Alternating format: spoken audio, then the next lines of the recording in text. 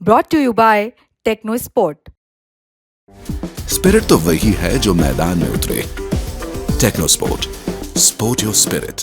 बड़े बड़े पोस्टर्स पर बड़ी बड़ी तस्वीरें, तस्वीरों के साथ बड़े बड़े दावे और उन्हीं दावों को अमली जामा पहनाने के वादे जिन पर टिकी होती हैं हजारों माँ बाप की उम्मीदें क्यों ना हो, जब आपको ये कामयाबी की कहानियां विज्ञापनों के जरिए बेची जा रही हों, आपको बताया जा रहा हो कि इन पोस्टर्स पर कल आपके बच्चे की तस्वीर भी हो सकती है। यहाँ हम बात कर रहे हैं उन भ्रामक विज्ञापनों की जो अक्सर कोचिंग संस्थान अपने सक्सेस रेट को बताने के लिए इस्तेमाल करते हैं।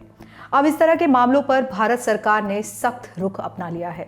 ताज़ा मामला शुभ्रा रंजन IAS स्टडी नाम की कोचिंग पर जुर्माने का है। ये वही कोचिंग संस्थान है जहां शुभ्रा रंजन पढ़ाती हैं और शुभ्रा रंजन वही जिन्होंने 2015 की टॉपर टीना डाबी को पढ़ाने का दावा किया था। अब भारत सरकार ने UPSC और दूसरे एग्जाम की तैयारी करने वाले कोचिंग संस्थानों पर लगाम लगाना शुरू किया है। इसी क्रम में सेंट्रल कंज्यूमर प्रोटेक्ट अथॉरिटी यानी CCPA ने शुभ्रा रंजन IAS स्टडी नाम की कोचिंग पर 2 लाख का जुर्माना लगाया है। ये जुर्माना UPSC परीक्षा में सक्सेस रेट से जुड़े भ्रामक विज्ञापन प्रकाशित करने पर लगाया गया है। धारणा बनाई गई कि शुभ्रा रंजन एक IAS अधिकारी हैं। संस्थान ने अपने विज्ञापनों में दावा किया था कि टॉप 100 में से 13 छात्र, टॉप 200 में से 28 छात्र और टॉप 300 में से 39 छात्र उनकी कोचिंग से निकलने वाले हैं। इतना ही नहीं, विज्ञापन में सफल उम्मीदवारों के नाम और फोटो भी दिखाए गए थे, लेकिन इंस्टीट्यूट ये नहीं बता पाया कि इन छात्रों ने उनका कौन सा कोर्स लिया था। प्रेस इंफॉर्मेशन ब्यूरो यानी PIB से मिली जानकारी के मुताबिक संस्थान ने अपने विज्ञापनों और लेटर हेड में शुभ्रा रंजन IAS और शुभ्रा रंजन IAS के छात्र जैसे शब्दों का इस्तेमाल किया है। इससे ये भ्रामक धारणा बनती है कि शुभ्रा रंजन एक IAS अधिकारी हैं या थी। CCPA ने भ्रामक विज्ञापन को तत्काल प्रभाव से बंद करने का आदेश जारी किया है और संस्था पर 2 लाख रुपए का जुर्माना भरने को कहा गया है।